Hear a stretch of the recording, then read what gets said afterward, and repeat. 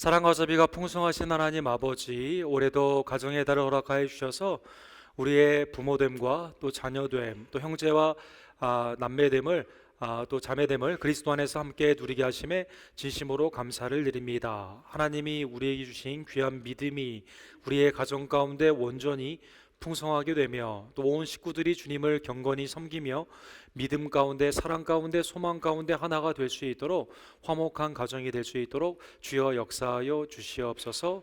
오늘 말씀을 통해 부모됨의 자녀를 향한 믿음의 도가 무엇인지를 깨닫기를 간절히 원하오니 하나님 우리의 삶을 돌이키는 회개의 영을 허락하여 주시며 더욱더 하나님 앞에 말씀 위에 온전히 서고 자녀에게 부끄러움이 없는 부모의 믿음의 삶이 될 수 있도록 우리를 정결케 해 주시고 온전케 하여 주시옵소서.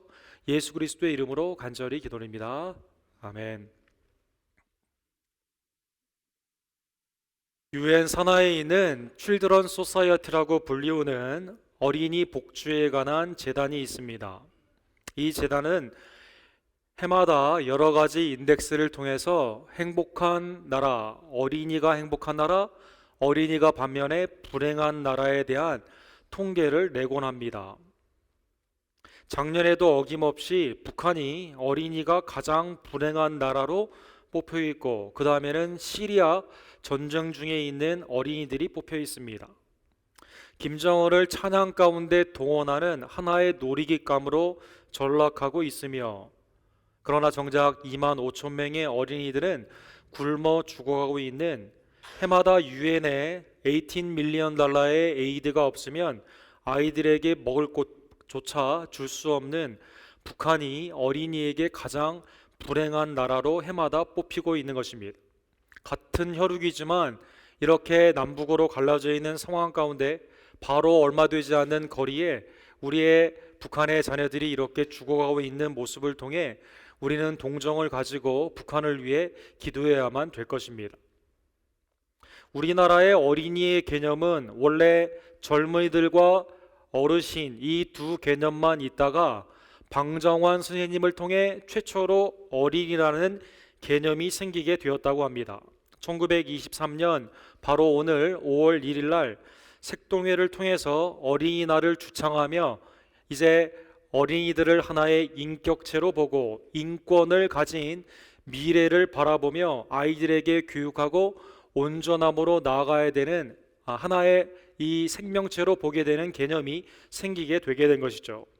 그러나 약 100년 전쯤에 있었던 방종환 선생님의 꿈은 오늘날 한국에서 이루어지고 있는가 라는 것을 바라보게 되면 꼭 그렇지만은 않은 것 같습니다.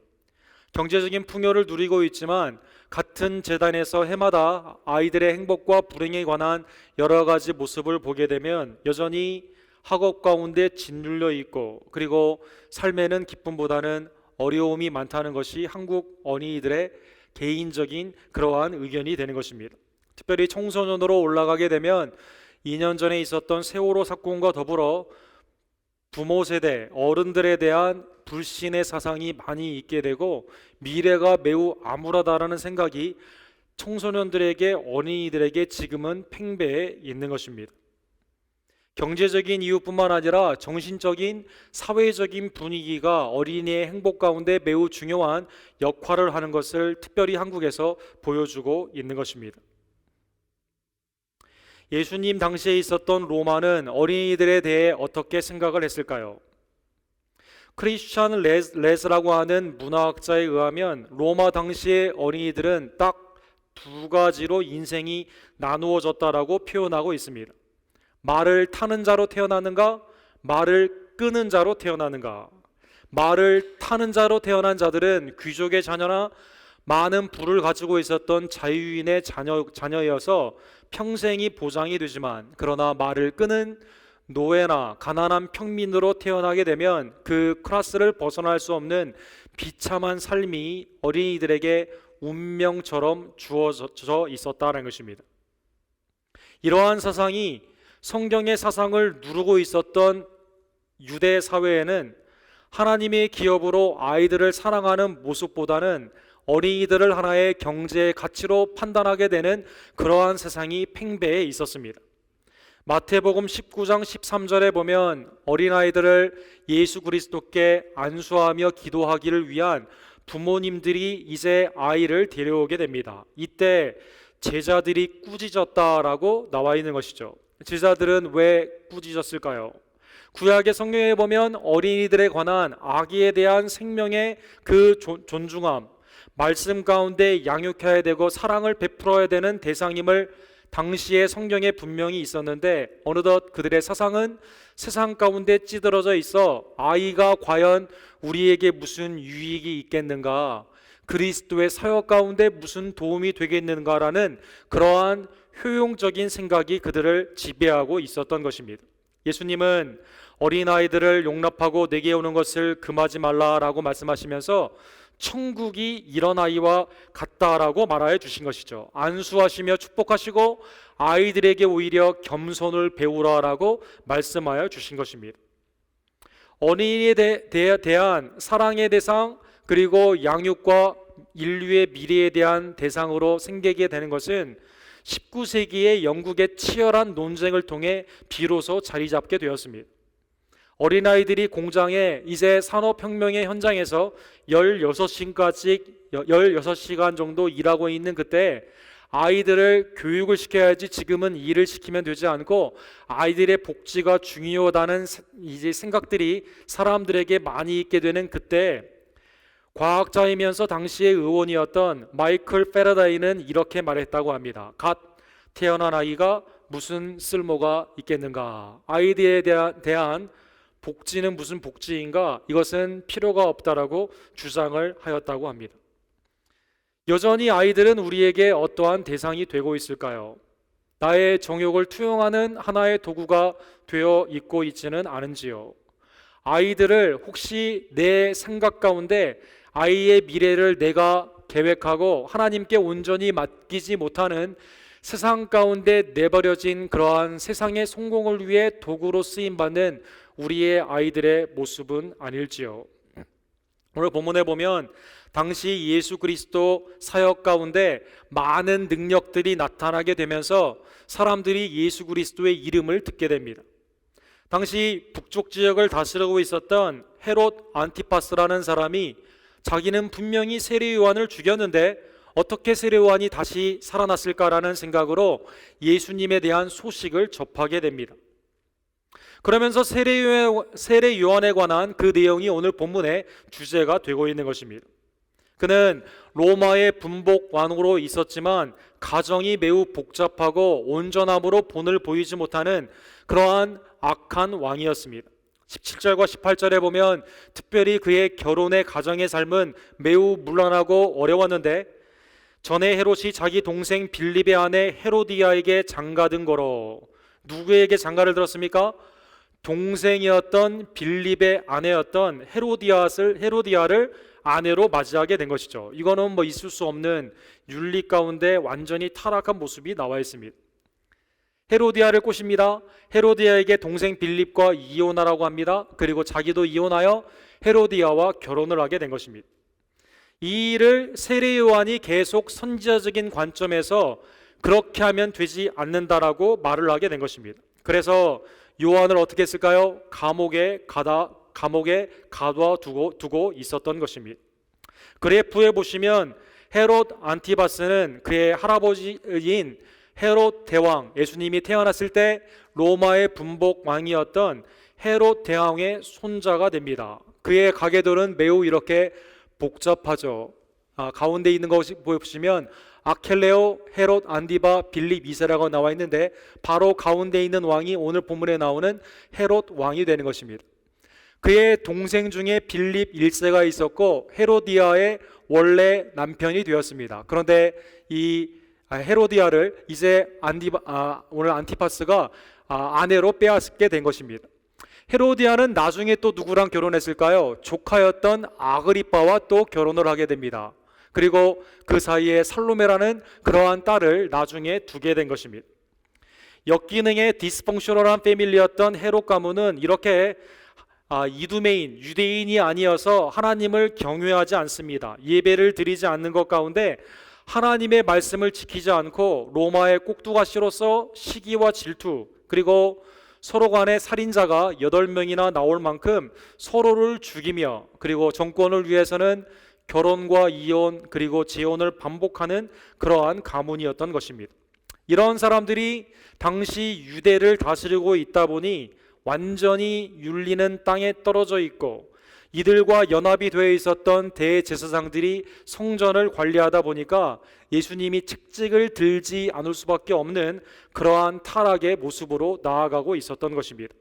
AD 70년에 디도 왕이 예루살렘을 점령하여 완전히 이 왕국을 멸절시킴으로 말미암아 모두가 다 이제 멸망하게 되는 그러한 역사를 그들이 겪게 된 것입니다.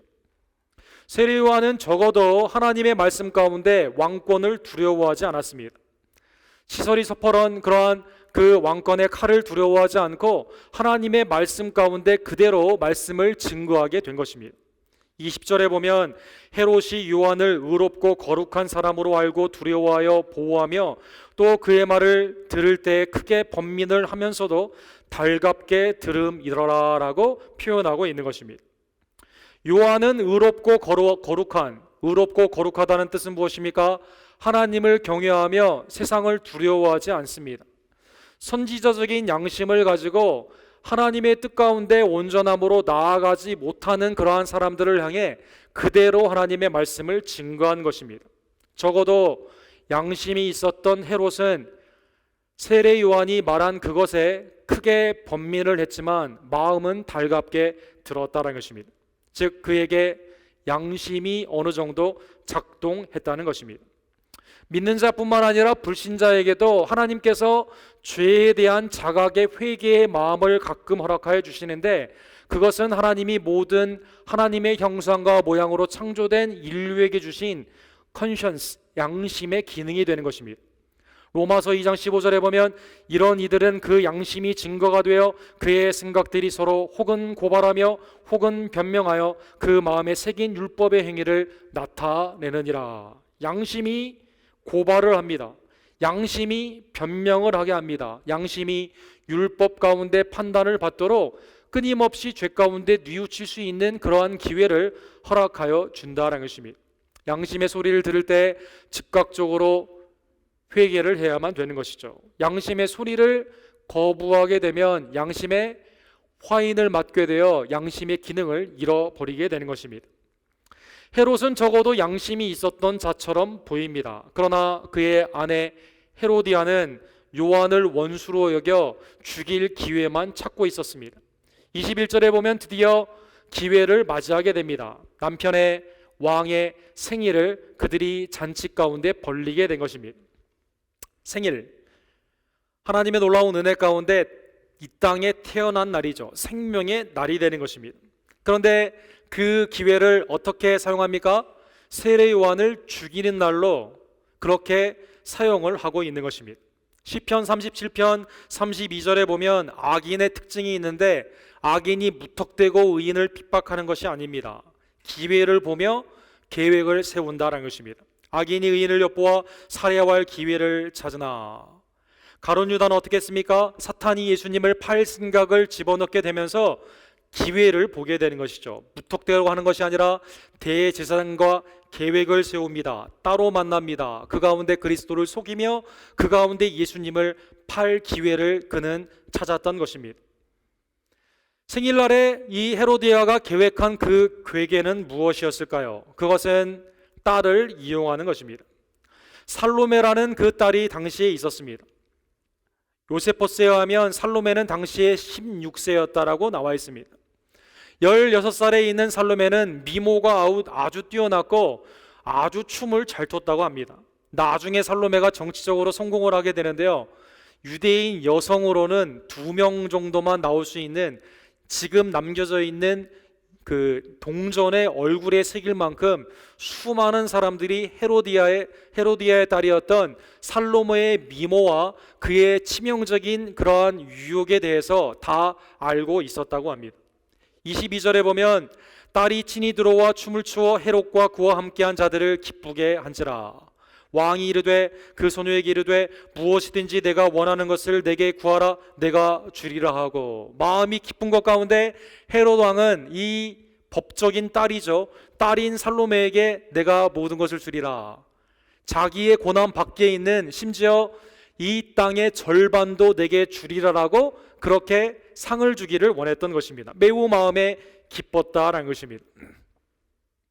그러면 보통 이 땅, 이 재산에 관심이 있었다면 그러면 땅 반 주세요라고 했었을 텐데요. 이 살로메가 이 선과 악 가운데 분별함이 없어요.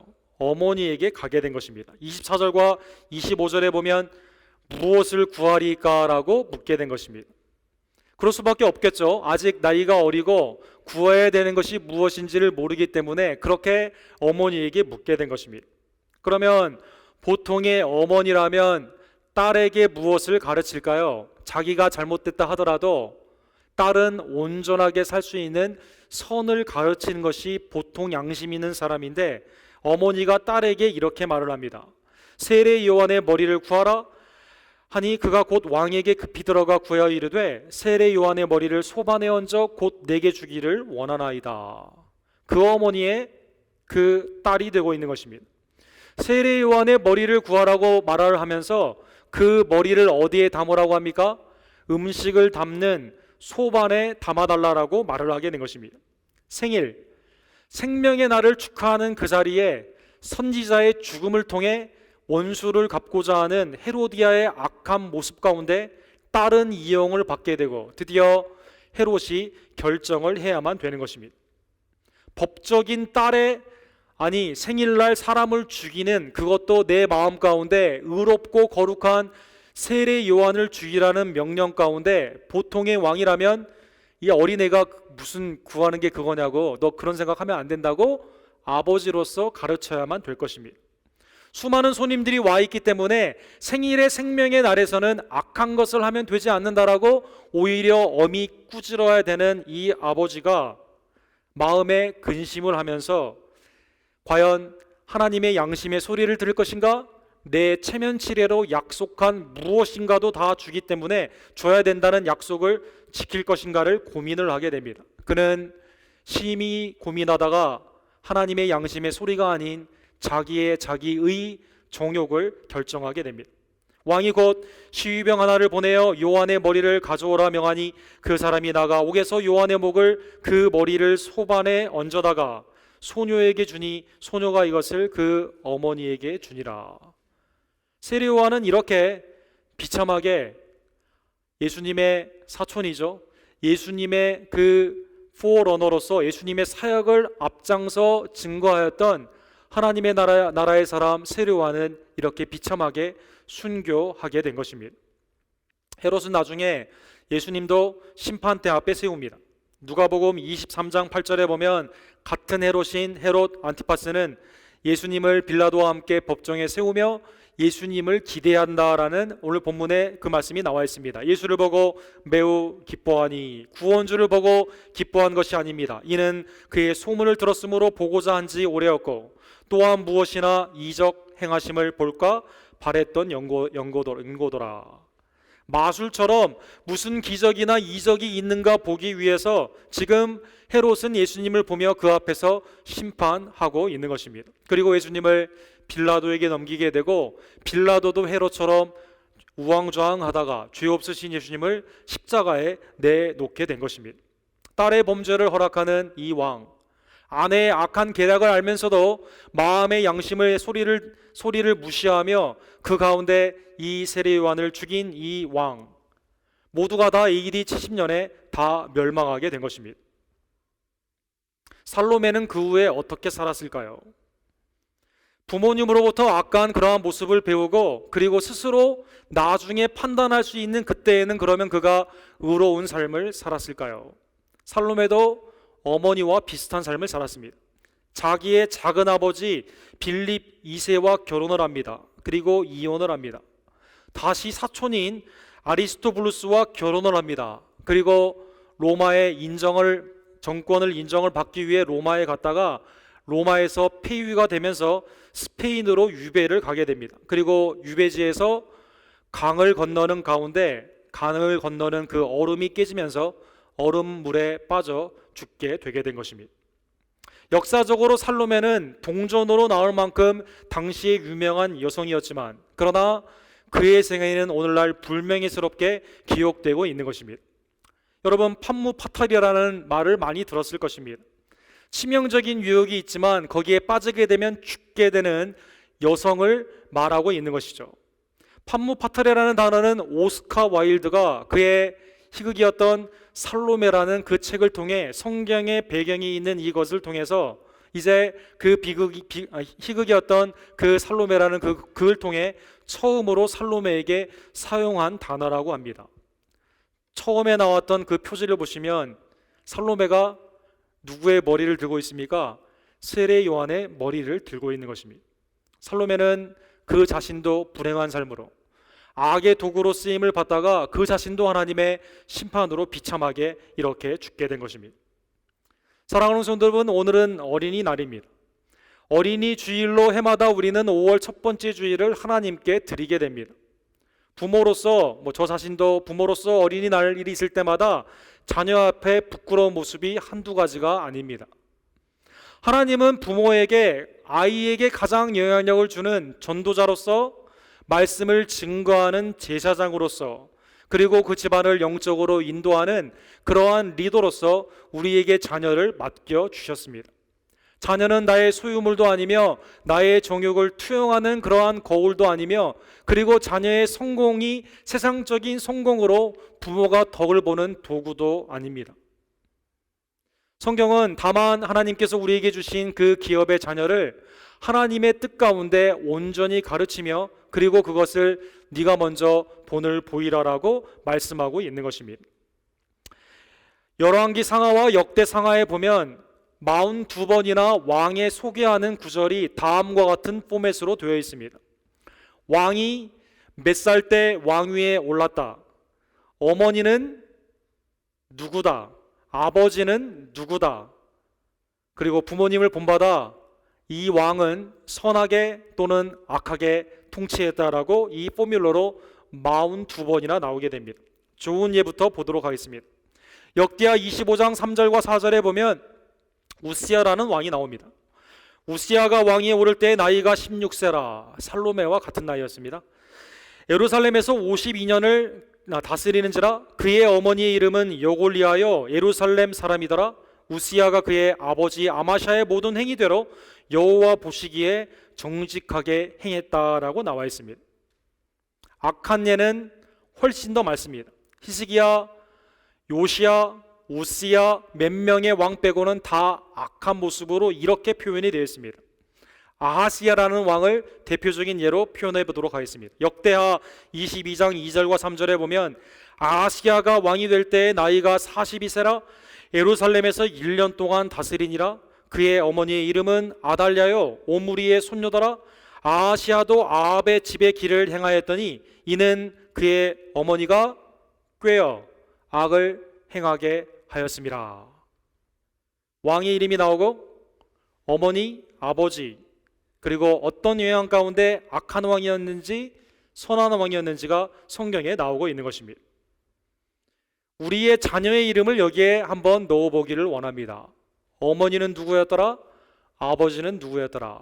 그런데 부모님의 영향 가운데 선하게 혹은 악하게 사용이 되었더라.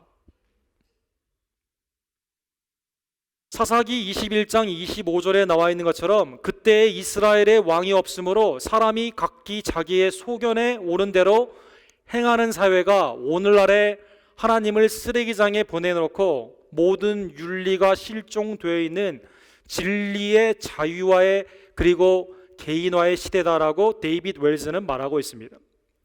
윤리가 어떤 것이 옳으냐 그르냐를 아무도 가르쳐주지 않는 세상에 살고 있는 것입니다. 폴 프라이어허드라는 철학자는 이렇게 말을 했습니다. 절대적인 진리는 없되 절대적인 진리는 하나인데 그것은 절대적인 진리가 없다는 것이다. 절대적인 진리가 없어요. 하나만 있는데 그것은 절대적인 진리가 없다는 세상에 우리가 살고 있는 것입니다. 이 시대에 하나님이 쓰레기장에 몰아넣게 되고 아무도 옳은 것을 가르쳐주지 않는 이때, 윤리의 실종의 시대에 부모님만이 이 아름다운 믿음의 역사를 이어갈 수 있고, 하나님의 아름다운 믿음은 부모님을 통해 자녀에게 전수가 되는 것입니다. 나는 자녀에게 무엇을 가르치고 있으며 자녀는 나의 어떠한 모습을 배우고 있는가? 사랑하는 성도 여러분, 어머니를 닮았다, 아버지를 닮았다, 이것처럼 무서운 말이 없습니다. 신명기 6장 4절에서 7절에 보면, 그래서 하나님은 먼저 자녀에게 무엇을 가르치기 이전에 네가 먼저 하나님을 온전히 사랑하며 섬겨라라고 말하고 있습니다. 너는 마음을 다하고 뜻을 다하고 힘을 다하여 내 하나님 여호와를 사랑하라. 오늘 내가 네게 명하는 이 말씀을 내 마음에 새겨라라고 말씀하여 주시는 것입니다. 부모로서 우리가 할 수 있는 일은 자녀에게 무엇을 가르치기 이전에 먼저 마음과 뜻과 정성을 다하여 힘을 다하여 하나님을 사랑하는 것입니다. 하나님의 말씀을 우리의 마음 가운데 새기며 말씀을 지키는 것이 부모의 가장 중요한 역할이다라는 것입니다. 그리고 그 믿음을 자녀에게 가르쳐야만 되는 것입니다. 창세기 25장 5절과 6절에 보면 문법적으로 이해가 잘 되지 않는 하나님의 말씀이 나와 있습니다. 아브라함이 이제 175세로 하나님의 소천을 받게 되는 그 장면이 나와 있습니다. 아브라함이 이삭에게 자기의 모든 소유를 주었고 자기 서자들에게도 재산을 주었다라고 말하고 있습니다.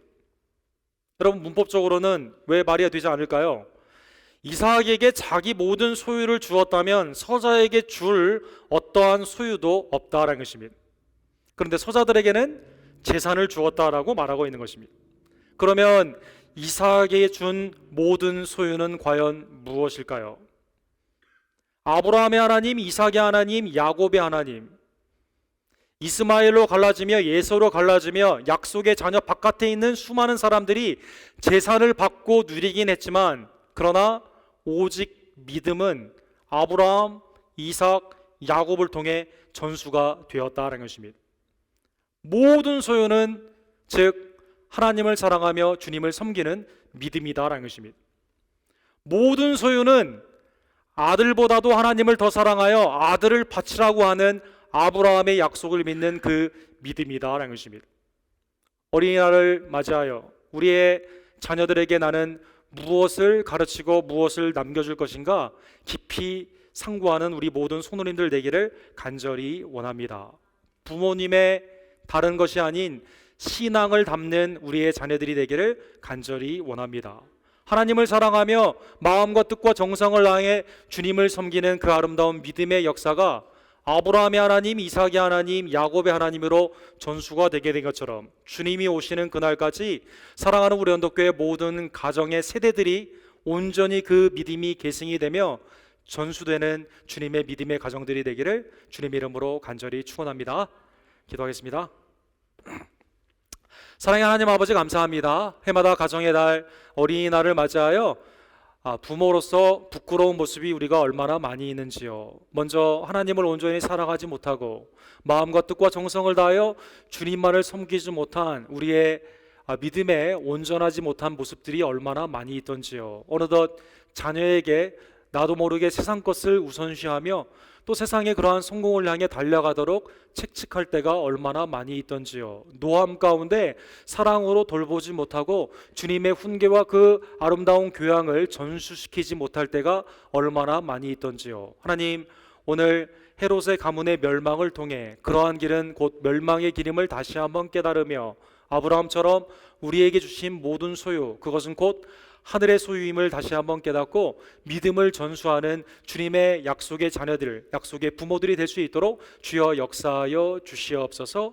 하나님을 섬기는 그 아름다운 믿음이 주님이 오시는 그날까지 아름답게 우리의 모든 세대 가운데 전수되기를 간절히 원합니다. 주님, 우리 언덕교회 주신 귀한 아이들을 사랑하는 믿음의 본을 보이는 부모들이 될 수 있도록 도와주시며 어르신들의 아름다운 믿음이 청년들과 우리의 자녀들에게 그대로 전수될 수 있는 믿음 가운데 화목한 귀한 집안을, 우리 언덕교회 모든 가족들을 주님 허락하여 주시옵소서. 예수 그리스도의 이름으로 간절히 기도드립니다. 아멘.